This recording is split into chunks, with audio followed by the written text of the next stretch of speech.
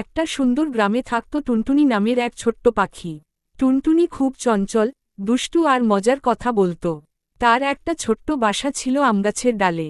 সে সারাদিন গাইত, খেলত আর বন্ধুদের সঙ্গে মজা করত। একদিন টুনটুনি দেখল গ্রামের পাশের খালের ধারে একটা কাক বসে আছে, খুব চিন্তিত। কাকটার নাম ছিল কালু। টুনটুনি উড়ে গিয়ে জিজ্ঞেস করল, কালু দাদা, তুমি এত মন খারাপ করে বসে আছো কেন? কালু দীর্ঘশ্বাস ফেলে বলল, আহ টুনটুনি, আজ সারাদিন কিছু খেতে পারিনি। কোথাও কিছু পাই না, সবাই এখন খাবার লুকিয়ে রাখে। টুনটুনি ভাবল একটু দুষ্টুমি করলে মজা হবে। সে বলল, আচ্ছা দাদা, একটা বুদ্ধি দিই। তুমি আমার কথা শুনো।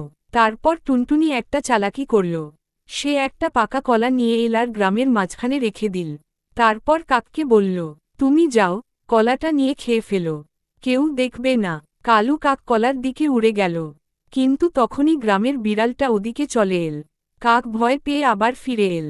টুনটুনি হেসে বলল, এইবার আমি দেখিয়ে দিই। সে উড়ে গিয়ে বিড়ালটার মাথার ওপর দিয়ে উড়ে গেল আর গান গাইতে গাইতে বিড়ালটাকে বিভ্রান্ত করল। বিড়াল উঠে টুনটুনিকে ধরতে গেল, আর এই ফাঁকে কাক কলাটা নিয়ে উড়ে গেল। সন্ধ্যাবেলা কাক খেয়ে এসে বলল, তুই তো অনেক চালাক টুনটুনি, তুই না থাকলে আজ না খেয়ে থাকতে হতো। টুনটুনি বলল, চালাকি না, এটা বন্ধুদের জন্য ছোট্ট উপহার। তারপর তারা দুজনে মিলে গাইতে লাগল, বন্ধু যদি পাশে থাকে, ভয় কিসের, থাকি সুখে। গল্পের শিক্ষা, বন্ধুত্ব আর বুদ্ধিমত্তা একসাথে থাকলে সব সমস্যার সমাধান হয়।